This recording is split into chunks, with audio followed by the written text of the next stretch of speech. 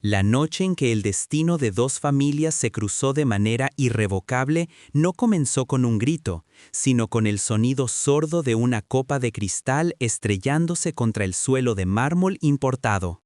En la mansión de los Valente, situada en la colina más exclusiva de la ciudad, se celebraba el 10º cumpleaños de Lucas, el único heredero de un imperio farmacéutico y tecnológico valorado en miles de millones de dólares. Los invitados, una amalgama de políticos, magnates y celebridades, bebían champán y reían bajo las lámparas de araña, ignorando que, en el centro del salón, el pequeño Lucas acababa de desplomarse. Su piel, usualmente pálida, había tornado a un gris ceniciento en cuestión de segundos. No hubo advertencia previa ni síntomas visibles en las semanas anteriores, solo un colapso repentino que marcó el fin de la infancia y el inicio de una pesadilla clínica. Las sirenas de la ambulancia privada, que llegó en menos de 4 minutos, cortaron la atmósfera festiva como una navaja.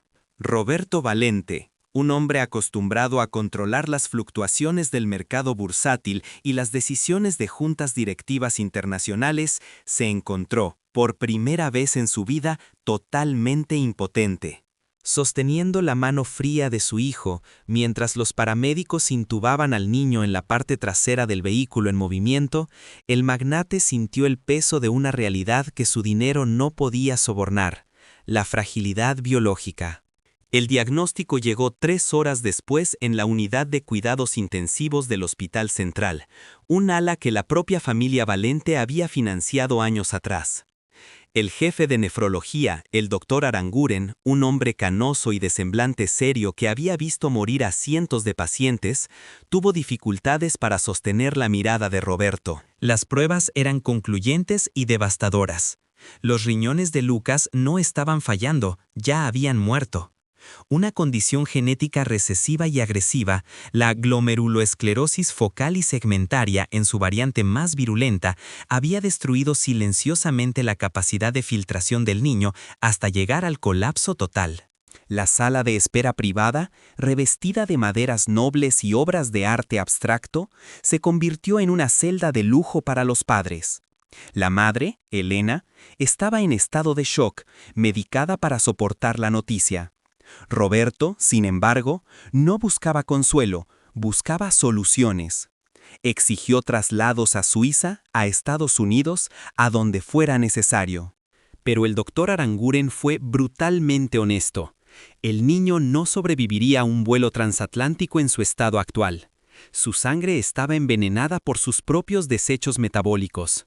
La diálisis de emergencia lo mantendría vivo, sí, pero era una solución temporal, un parche en una presa a punto de estallar. Lucas necesitaba un trasplante.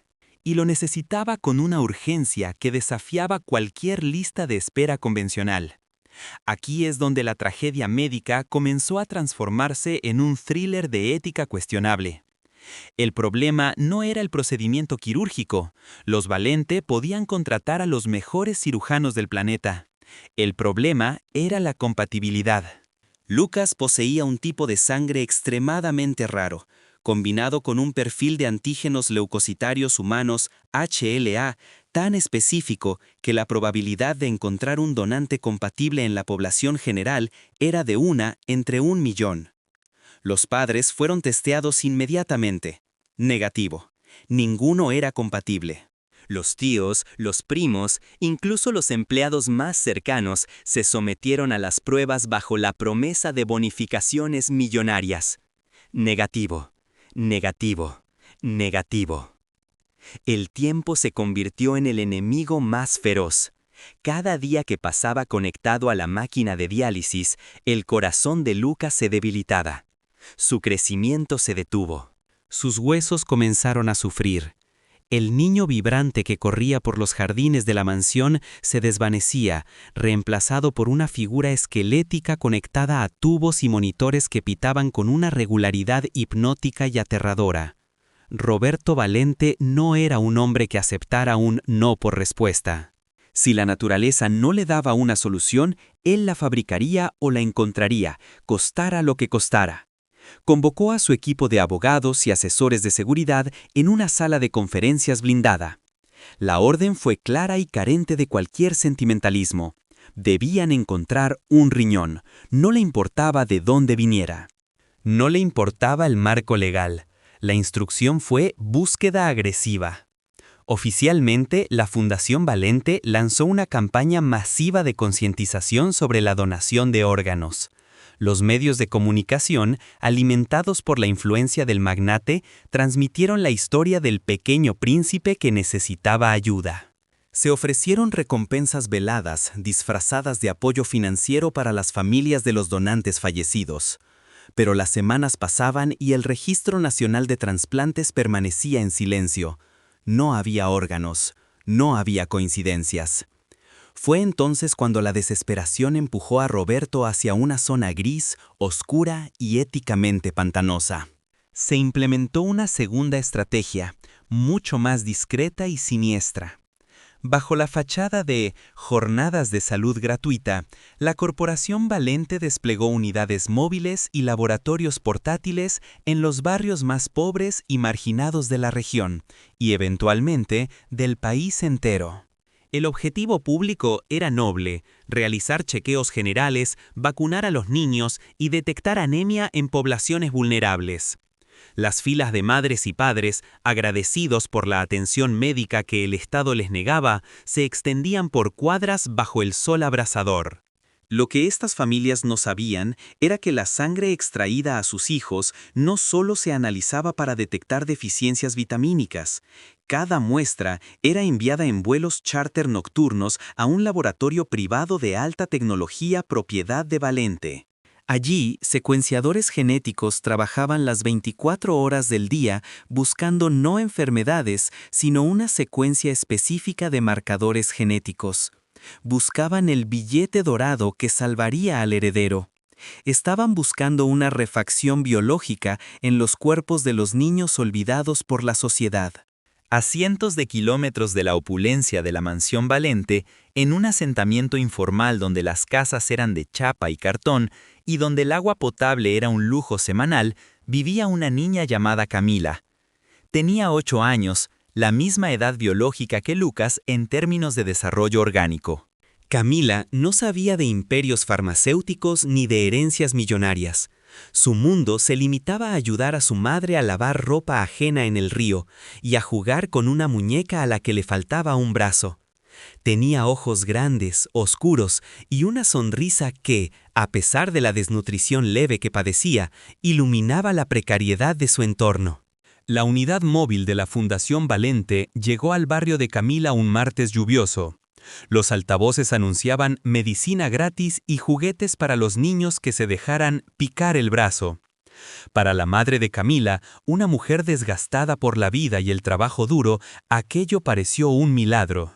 Llevó a su hija, la vistió con su mejor vestido, uno que ya le quedaba corto, y esperaron 3 horas en el barro. Cuando llegó el turno de Camila, la enfermera, una mujer que desconocía el verdadero propósito de la recolección masiva, le sonrió, le pinchó el brazo y llenó 3 tubos de ensayo. Camila no lloró. Recibió una paleta de dulce y un pequeño oso de peluche con el logo de la empresa Valente. Para ella fue un buen día. Esa misma noche, a 500 kilómetros de distancia, una alerta roja parpadeó en la pantalla de un servidor en el subsuelo del laboratorio central.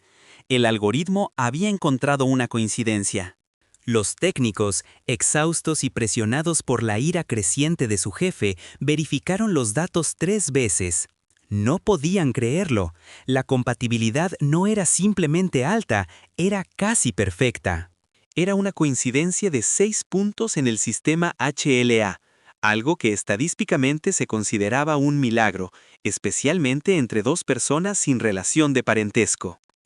El informe fue impreso y llevado en mano directamente a la oficina de Roberto Valente a las 3 de la madrugada. El magnate estaba sentado frente a la ventana, observando las luces de la ciudad, con un vaso de whisky intacto en la mano.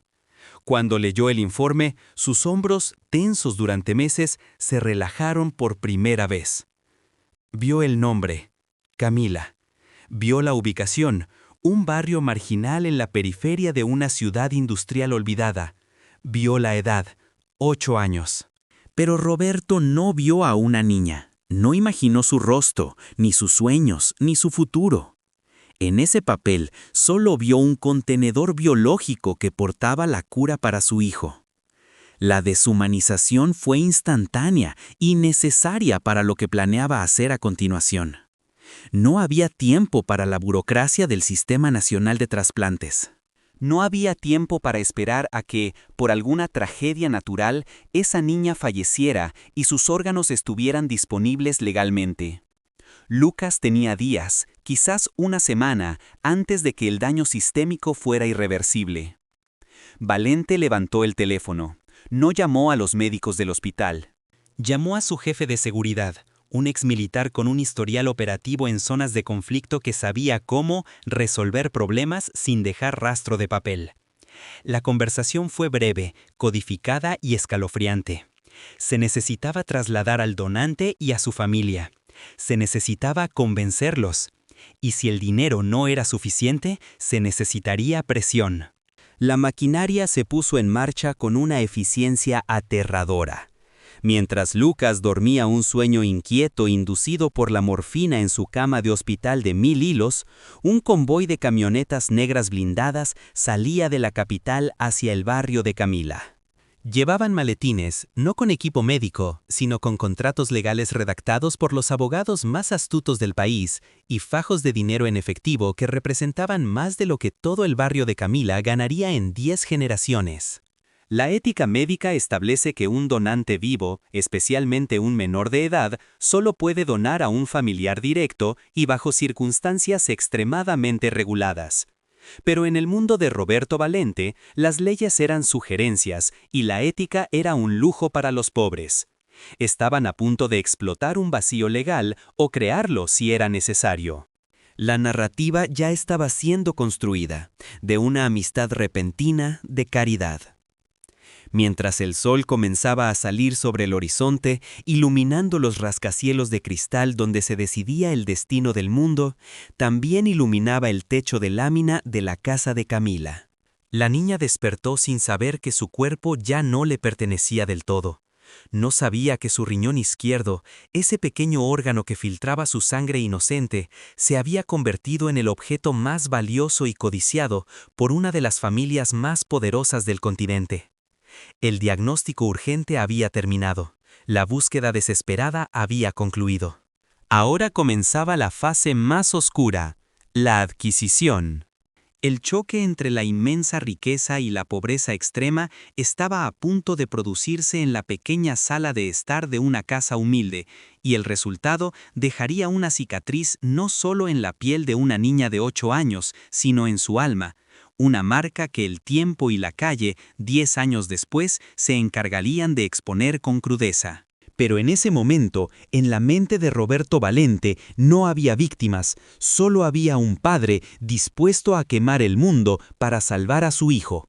Y el combustible para ese fuego era el futuro de Camila. La tensión en el aire era palpable, densa como la niebla matutina. Los médicos en el hospital preparaban el quirófano por si acaso, alertados por una llamada de la administración. Nadie hacía preguntas.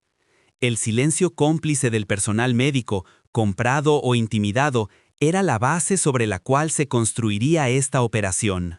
El doctor Aranguren miraba los últimos análisis de Lucas. Los niveles de potasio eran críticos. Si el riñón no llegaba en 48 horas, el corazón del niño se detendría.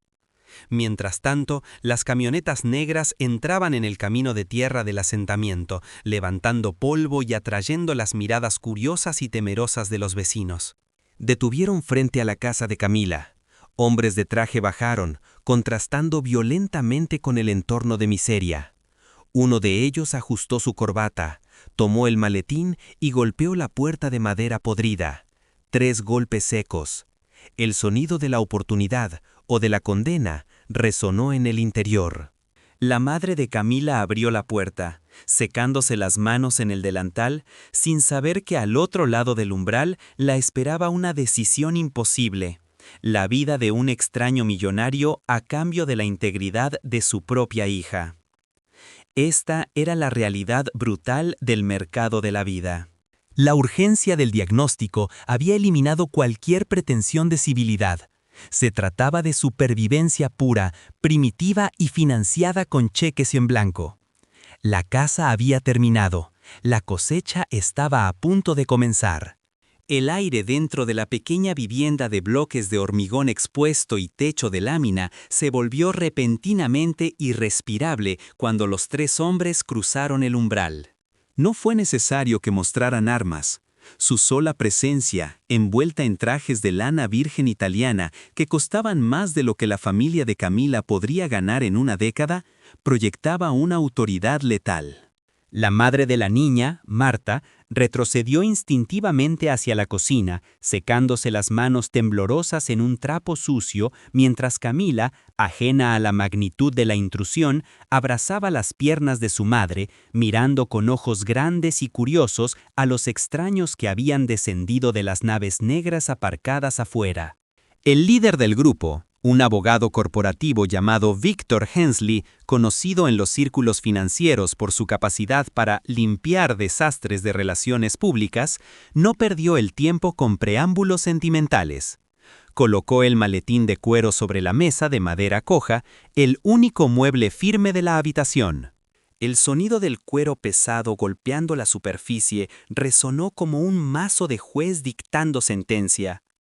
Al abrirlo, no reveló documentos legales, sino fajos de billetes de alta denominación, perfectamente alineados, desprendiendo ese olor particular a tinta fresca y poder que suele embriagar a quienes nunca lo han poseído. La propuesta fue presentada no como una transacción comercial, sino como una intervención divina. Hensley, con una voz modulada para transmitir calma y urgencia a la vez, explicó que Camila había sido bendecida con una sangre especial, una capacidad biológica única para salvar la vida de un pequeño ángel que sufría. No utilizaron la palabra extracción, ni nefrectomía, ni mucho menos riesgo quirúrgico. Hablaron de compartir vida, de un procedimiento rápido, seguro y sobre todo generosamente recompensado. La cifra mencionada era astronómica para Marta. Era suficiente para comprar una casa real, con ladrillos y ventanas de vidrio, suficiente para que Camila fuera a una escuela privada, suficiente para que nunca más tuvieran que recoger sobras en el mercado local. Marta miró el dinero y luego miró a su hija. La batalla interna fue visible en su rostro demacrado. El instinto maternal de protección chocaba violentamente contra el instinto de supervivencia. En su mente, nublada por años de pobreza sistémica, la ecuación se distorsionó. No estaba vendiendo a su hija, estaba comprando su futuro, estaba salvándola del hambre. Los hombres, expertos en leer la debilidad humana, presionaron el punto de dolor. Le aseguraron que los mejores médicos del mundo cuidarían de la niña, que sería tratada como una princesa, que no sentiría dolor. Le dijeron que, si rechazaba la oferta, se marcharían, el niño rico moriría y ella seguiría lavando ropa ajena hasta que sus manos sangraran, condenando a Camila a la misma miseria perpetua. La coacción no fue física, fue económica y psicológica, una brutalidad mucho más eficiente. 20 minutos después, Marta firmó un documento que no entendía completamente. Las cláusulas de confidencialidad eran férreas, diseñadas para enterrar la verdad bajo toneladas de amenazas legales. Con una firma temblorosa, cedió la tutela temporal médica de su hija a la Fundación Valente. El traslado fue inmediato. Camila fue subida a una de las camionetas blindadas. La niña, seducida por la promesa de ver televisión y comer helado, subió sin resistencia, llevando consigo únicamente su muñeca rota. Marta subió en otro vehículo. La separación física comenzó en ese mismo instante, un preludio de la desconexión emocional que marcaría los años venideros. El convoy abandonó el asentamiento levantando una nube de polvo que cubrió la casa vacía, dejando atrás la pobreza conocida para adentrarse en una riqueza peligrosa. El destino no fue el Hospital Central, donde los registros públicos podrían dejar rastro. El convoy se dirigió a la Clínica San Gabriel, una institución privada de ultralujo en las afueras de la ciudad, un lugar donde la discreción se facturaba en la cuenta final y donde las leyes nacionales de trasplantes se consideraban meras sugerencias administrativas. Todo un piso había sido despejado y cerrado bajo el pretexto de mantenimiento. En realidad, se había convertido en una fortaleza médica para la operación de los Valente. Al llegar, la atmósfera cambió drásticamente. El caos y el ruido de la calle fueron reemplazados por el silencio aséptico de los pasillos de mármol en las luces LED blancas. Camila fue llevada a una suite privada, donde enfermeras con uniformes impecables la bañaron, la vistieron con una bata de algodón egipcio y le dieron juguetes nuevos. Para la niña, aquello parecía un sueño febril, un paraíso repentino. No comprendía por qué le sacaban tanta sangre, ni por qué le hacían tantas preguntas sobre si le dolía la barriga o si había tenido fiebre, pero la atención y los regalos la mantenían dócil. Mientras tanto, en una sala de conferencias adyacente, el equipo quirúrgico repasaba el plan. El doctor Aranguren, presionado por Roberto Valente, había convocado a un cirujano trasplantólogo del extranjero, un mercenario del bisturí que operaba en zonas grises de la medicina internacional, conocido solo como el doctor Weiss. Weiss no hacía preguntas éticas, solo exigía depósitos en cuentas numeradas de las Islas Caimán. La operación se agendó para esa misma madrugada. La condición de Lucas era crítica, sus niveles de creatinina estaban por las nubes y su corazón comenzaba a mostrar signos de arritmia severa. No había margen de error y ciertamente no había margen para el arrepentimiento. La preparación preoperatoria de Camila fue acelerada. Se saltaron los protocolos de evaluación psicológica obligatorios para donantes vivos. Se omitió el periodo de reflexión que la ley exige. A las 2 de la mañana, una enfermera entró en la habitación de la niña con una jeringa que contenía un sedante suave mezclado con un amnésico. Le dijo que era una vitamina mágica para que pudiera soñar con ángeles. Camila, confiada, extendió el brazo. 5 minutos después, sus ojos se cerraron y la niña vibrante se convirtió en un cuerpo inerte, listo para ser procesado. Marta, la madre, fue mantenida en una sala de espera de lujo en otro piso, aislada, con un buffet de comida que no podía tragar y una televisión gigante que no quería ver. Cada minuto que pasaba era una tortura. La realidad de lo que había autorizado comenzaba a sentarse en su estómago como plomo fundido. Quiso correr, quiso gritar que detuvieran todo, pero la presencia de 2 guardias de seguridad en la puerta, armados y estoicos, le recordó que el contrato ya estaba en marcha. Ya no había vuelta atrás. Había vendido una parte de su hija, y el cobro estaba en proceso. En el quirófano número 1, la escena era de una precisión técnica escalofriante. Bajo las luces cialíticas de alta potencia, 2 mesas de operaciones estaban dispuestas en paralelo. En una yacía Lucas, pálido, conectado a un respirador artificial, rodeado de monitores que trazaban líneas erráticas de vida. En la otra, a escasos metros, yacía Camila, pequeña y vulnerable, su abdomen expuesto y pintado con yodo antiséptico. La proximidad de los 2 niños, separados por clases sociales abismales, pero unidos ahora por la biología y la tragedia, era una imagen que hubiera destrozado cualquier comité de ética médica. El doctor Weiss procedió con una eficiencia mecánica. No hubo titubeos. La incisión en el flanco izquierdo de Camila no fue la laparoscopia mínimamente invasiva que se estila en la medicina moderna para reducir cicatrices y acelerar la recuperación. Para ahorrar tiempo y maximizar la viabilidad del órgano, Weiss optó por una lumbotomía abierta, un corte amplio y profundo que atravesaba capas musculares y nervios. Fue una decisión pragmática y brutal. La estética futura de la niña o el dolor postoperatorio no eran prioridades. La prioridad era sacar el riñón intacto y rápido. El bisturí rasgó la piel de Camila, abriendo una línea roja que se convertiría en la marca indeleble de este intercambio. Los retractores separaron las costillas y los músculos. Weiss trabajó con rapidez, aislando la arteria y la vena renal, ligando el uréter. En cuestión de 40 minutos, el riñón izquierdo de Camila, un órgano sano, rosado y perfecto, fue extraído de su cuerpo. Fue colocado en una batea de acero inoxidable con hielo estéril, tratado como una joya de la corona, mientras el cuerpo de la niña quedaba con un vacío en su interior y una herida abierta que los asistentes comenzaron a cerrar con suturas gruesas y funcionales. El órgano cruzó el espacio estéril entre las dos mesas. Fue el momento culminante. El riñón de la niña pobre fue implantado en el cuerpo del niño rico. Las anastomosis vasculares se realizaron bajo microscopio. Cuando Weiss soltó las pinzas vasculares, permitiendo que la sangre de Lucas fluyera hacia el nuevo órgano, la sala contuvo el aliento. El riñón, pálido por la isquemia fría, se tornó rosado casi instantáneamente. Segundos después, comenzó a producir orina. Funcionaba. La vida de Camila ahora fluía dentro de Lucas. La operación fue un éxito técnico rotundo.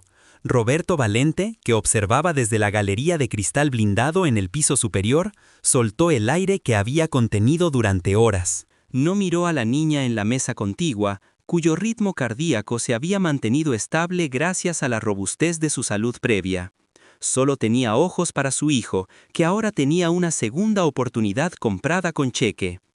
Las horas posteriores a la cirugía revelaron la verdadera naturaleza de la transacción. Lucas fue trasladado a la unidad de cuidados intensivos pediátricos, una habitación individual equipada con la tecnología más avanzada del planeta, con una enfermera dedicada exclusivamente a él las 24 horas del día y los mejores especialistas monitoreando cada mililitro de fluido. El manejo del dolor fue exquisito. El niño despertó entre nubes de morfina, sin sufrimiento, rodeado de sus padres y juguetes. Camila, por otro lado, fue llevada a una sala de recuperación postoperatoria estándar en el ala cerrada. Cuando despertó, el dolor fue agudo y lacerante. La incisión en su costado ardía como fuego. Estaba confundida, con náuseas por la anestesia, y llamó a su madre con una voz ronca y débil. Pero Marta no estaba allí. Las enfermeras de turno le administraron analgésicos básicos, lo suficiente para mantenerla callada, pero no lo suficiente para anular el trauma físico de haber sido cortada por la mitad. Le dijeron que había sido muy valiente y que el dolor pasaría. La recuperación de Camila fue apresurada. A la Fundación Valiente no le convenía tener a la donante en las instalaciones más tiempo del necesario. 3 días después de la cirugía, mientras Lucas apenas comenzaba a sentarse en la cama, los médicos firmaron el alta de Camila. Era médicamente imprudente. La herida aún estaba fresca, el riesgo de infección era real, y el cuerpo de la niña apenas comenzaba a adaptarse a vivir con un solo riñón. Pero la orden de arriba fue clara: sacarlas de aquí. Marta fue llevada a la habitación para recoger a su hija. Al ver a Camila pálida y caminando encorvada por el dolor, el corazón de la mujer se rompió. La niña intentó sonreír, pero solo logró una mueca de dolor. ¿Qué?, preguntó con inocencia. Marta asintió, con lágrimas en los ojos, apretando el maletín contra su pecho como si fuera un escudo. La salida fue por la puerta de servicio, lejos de los vestíbulos de mármol. Una camioneta sin distintivos las llevó de regreso, no a su antigua chabola, sino a una pequeña casa de ladrillo en un barrio de clase trabajadora en otra ciudad, parte del paquete de compensación. Se les entregaron instrucciones estrictas: no hablar con nadie, no ir a hospitales públicos si surgían complicaciones, debían llamar a un número privado específico y, sobre todo, nunca, bajo ninguna circunstancia, intentar contactar a la familia Valente. Se les dio dinero, una casa y el silencio, pero no se les dio seguimiento médico real. No hubo terapia para el trauma. No hubo explicación sobre cómo cuidar la salud de un niño monorreno. Simplemente fueron desechadas, como el envoltorio de un regalo costoso una vez que el obsequio ha sido extraído. Mientras la camioneta se alejaba, dejando atrás la clínica donde una parte de Camila se había quedado para siempre, la niña se tocó el costado izquierdo. Debajo del vendaje, la piel estaba tirante y roja. La sutura era burda, una línea irregular que sanaría mal, convirtiéndose en una cicatriz queloida, gruesa y fea. Esa marca física sería el único recordatorio tangible de lo que había sucedido, un mapa de la explotación grabado en su carne. En la mansión de la colina, la fiesta de la vida se reanudaba. Lucas mejoraba día a día, su color volvía, su energía renacía. Los valentes celebraron el milagro. Los periódicos hablaron de la recuperación asombrosa del heredero, especulando sobre tratamientos experimentales en Suiza. Nadie mencionó a la niña de 8 años que ahora dormía en una cama extraña, con fiebre leve y un dolor que no entendía. El sacrificio había sido consumado, la transacción completada. Pero el destino tiene una forma cruel de cobrar intereses sobre las deudas morales. Mientras Roberto Valente brindaba con champán por la salud de su hijo, no podía imaginar que esa cicatriz mal cerrada en el cuerpo de una niña pobre sería, 10 años después, la grieta por donde se filtraría la ruina de su imperio y la vergüenza de su legado. El tiempo pasaría, el dinero se gastaría y las circunstancias cambiarían drásticamente, pero la biología es memoria, y la memoria de ese crimen quirúrgico estaba a punto de comenzar su larga incubación hacia un reencuentro devastador en las frías calles de una ciudad indiferente. La ironía de la situación era punzante. Habían salvado un cuerpo destruyendo un alma y habían asegurado un futuro comprando el presente de alguien más. Camila, ahora la niña del riñón, comenzaba su nueva vida no como una heroína, sino como un daño colateral en la historia de éxito de otra persona. Y mientras la cicatriz comenzaba a picar bajo la gasa, el mundo seguía girando, ciego a la injusticia que acababa de ocurrir en el quirófano número 1. Los primeros meses en la nueva casa de ladrillo transcurrieron bajo una falsa sensación de normalidad, una calma artificial comprada con el sacrificio biológico de una menor. Para un observador externo, la vida de Marta y Camila había mejorado exponencialmente.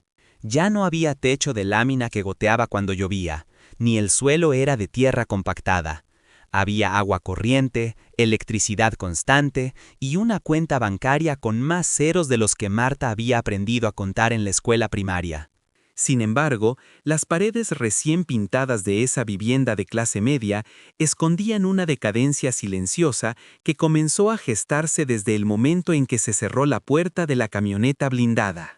El dinero, entregado en efectivo y mediante transferencias a cuentas opacas para evitar el rastreo fiscal, actuó no como una bendición, sino como un ácido corrosivo.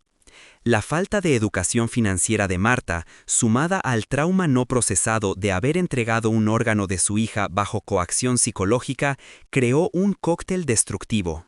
Al principio, el gasto fue eufórico, casi maníaco. Juguetes que Camila no miraba, ropa de marca que no le quedaba bien, electrodomésticos que no sabían utilizar. Era un intento desesperado de llenar el vacío que había dejado la cirugía, de tapar la cicatriz con objetos materiales. Pero la culpa tiene una densidad específica que ningún lujo puede aligerar. Camila, por su parte, no se recuperaba al ritmo que los médicos de la clínica privada habían prometido. La niña de 8 años, ahora con un solo riñón y un sistema inmunológico deprimido por el estrés postoperatorio mal manejado, se volvió retraída. La vitamina mágica que le habían dado antes de la operación había desaparecido, dejándola con pesadillas recurrentes de hombres con mascarillas y luces cegadoras. Físicamente, la niña estaba débil. Se fatigaba al correr, sentía pinchazos agudos en el costado cuando hacía frío y orinaba con una frecuencia que alarmaba a su madre. Pero Marta, paralizada por el miedo a violar el contrato de confidencialidad y perderlo todo, no acudió a un hospital. Llamó al número privado que le dio el señor Hensley. Las primeras 2 veces contestaron. Un médico condescendiente le aseguró que era parte del proceso y recomendó analgésicos de venta libre. La tercera vez, el número mandó al buzón de voz. A la cuarta, la línea había sido desconectada. La Fundación Valente había cortado el cordón umbilical. El paquete de compensación no incluía mantenimiento a largo plazo. Camila era un producto entregado. La garantía había expirado en el momento en que Lucas Valente abrió los ojos. A medida que pasaban los años, la cicatriz en el flanco izquierdo de Camila se transformó. Lejos de desvanecerse en una fina línea blanca, la piel, mal suturada y sometida a la tensión del crecimiento infantil, desarrolló un queloide agresivo.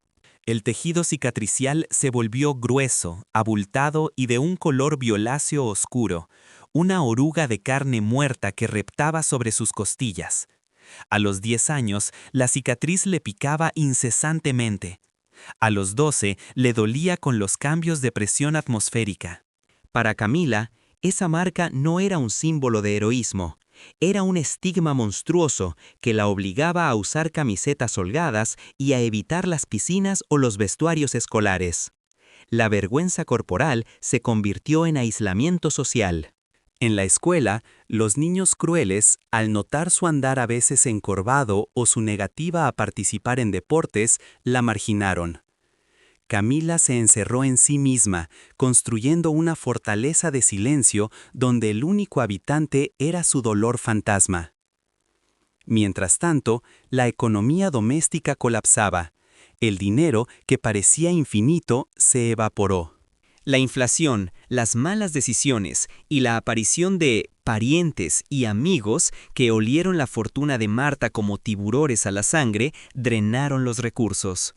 Un novio abusivo de Marta convenció a la mujer de invertir en un negocio fantasma que desapareció junto con la mitad de los ahorros. Luego vinieron los préstamos para mantener el estilo de vida insostenible. La espiral descendente fue vertiginosa. Marta, incapaz de lidiar con la realidad de haber vendido la salud de su hija por un bienestar que se le escapaba entre los dedos, encontró refugio en el alcohol. La casa de ladrillo, antes impecable, empezó a mostrar los signos del abandono. El jardín se secó, la pintura se descascaró y los muebles se vendieron uno a uno. El ambiente en el hogar se volvió tóxico. Marta, borracha y consumida por el autodesprecio, a veces miraba a Camila y lloraba, pidiendo perdón. Otras veces, en medio de la ira etílica, le gritaba que debería estar agradecida, que gracias a ella no vivían en la basura. Esa dualidad esquizofrénica destrozó la psique de la adolescente. Camila aprendió a odiar el dinero, a odiar su cicatriz y secretamente a odiar a la madre que la había puesto en esa mesa de operaciones. El punto de quiebre llegó cuando Camila tenía 15 años. La salud de Marta, minada por el alcohol y la depresión, colapsó. Una cirrosis fulminante se la llevó en cuestión de semanas en un hospital público abarrotado, el mismo tipo de institución que el dinero de los Valente debía haberles evitado. La ironía fue suprema. La madre murió en una cama de metal oxidado, dejando a su hija sola en el mundo. Sin testamento, sin tutela legal clara y con las deudas acumuladas, los acreedores no tardaron en llegar. El desahucio fue brutal y rápido.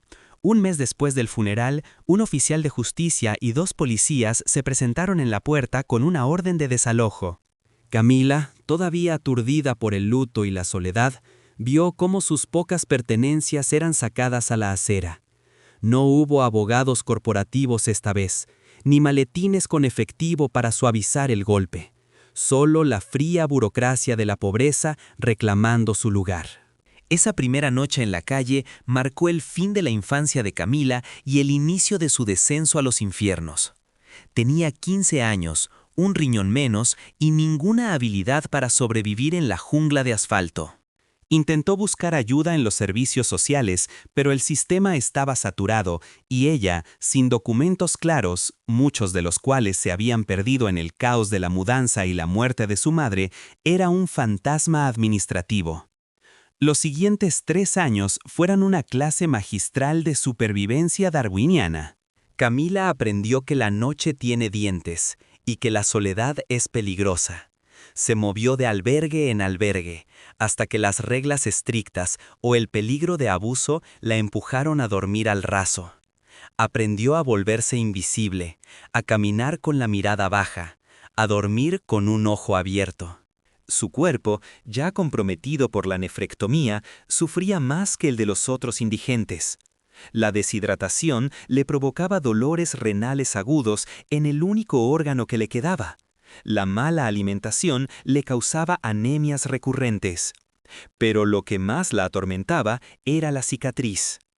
En la calle, la higiene es un lujo imposible. La falta de ducha y la ropa sucia irritaban el tejido queloide sensible. La cicatriz se infectaba superficialmente con frecuencia, supurando y obligándola a levantarse la ropa para limpiarla con agua de fuentes públicas o alcohol robado en farmacias.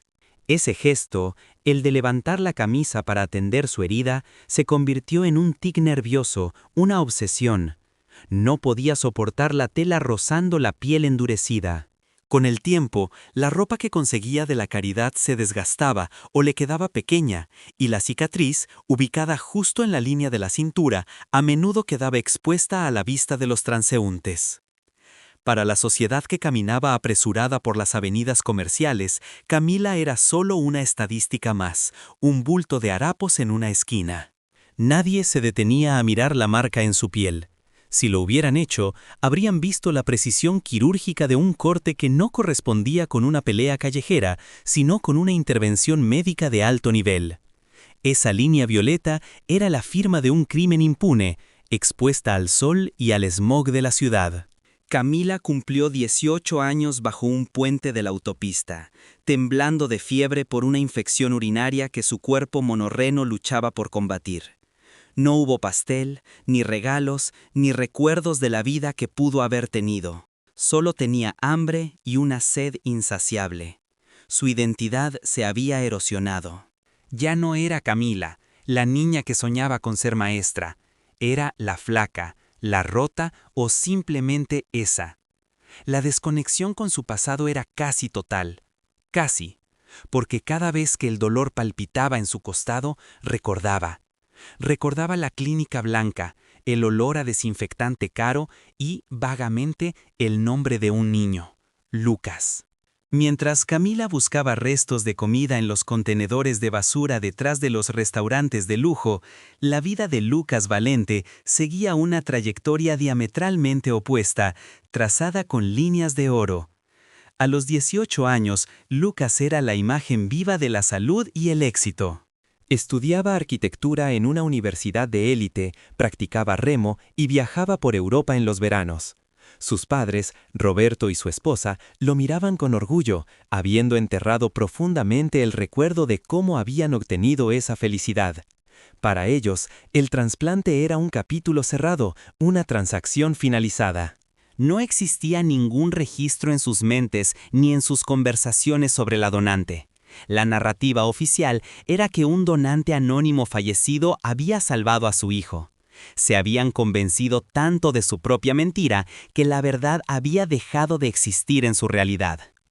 Pero la biología no miente, y el destino tiene un sentido del humor macabro. La ciudad, aunque inmensa, es un organismo vivo donde las corrientes subterráneas a veces empujan los escombros hacia la superficie. La degradación de Camila llegó a su punto más bajo una década después de la operación. Vivía ahora en una plaza céntrica, territorio de nadie, cerca de la zona financiera donde los rascacielos de cristal proyectaban sombras largas sobre los bancos donde dormían los indigentes. Su aspecto era deplorable. El cabello enmarañado, la piel curtida por el sol y la suciedad, los dientes comenzando a sufrir por la falta de calcio y cuidado. Llevaba una camiseta vieja, varias tallas más grande, con un agujero lateral que, por casualidad o por el desgaste constante de sus manos rascando la zona, dejaba ver claramente la abultada y deforme cicatriz en su costado izquierdo. Esa marca era su única posesión valiosa, aunque ella la odiaba. Era la prueba de que alguna vez su cuerpo había valido millones, aunque ahora nadie diera un centavo por su vida entera.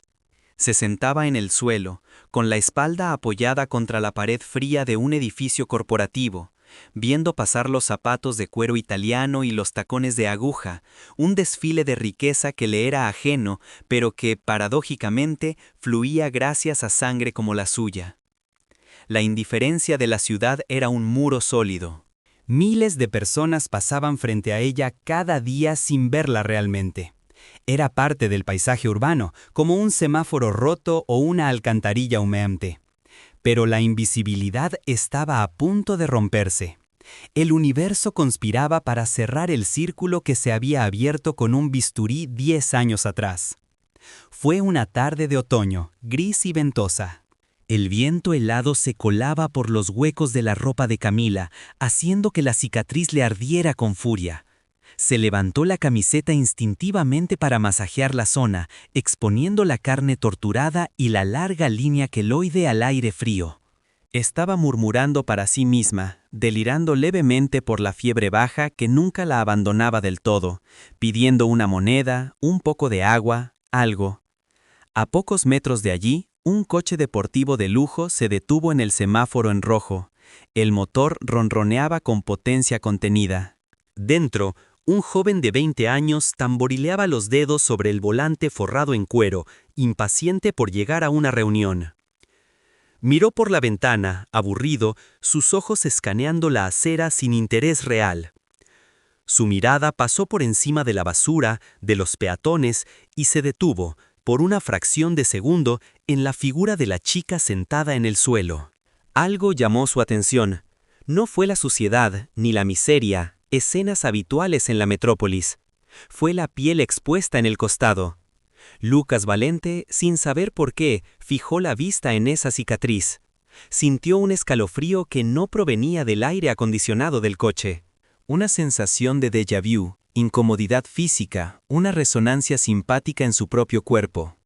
Él tenía una marca similar, aunque la suya era una línea fina, casi invisible, realizada por los mejores cirujanos plásticos del mundo para ocultar la entrada del órgano salvador.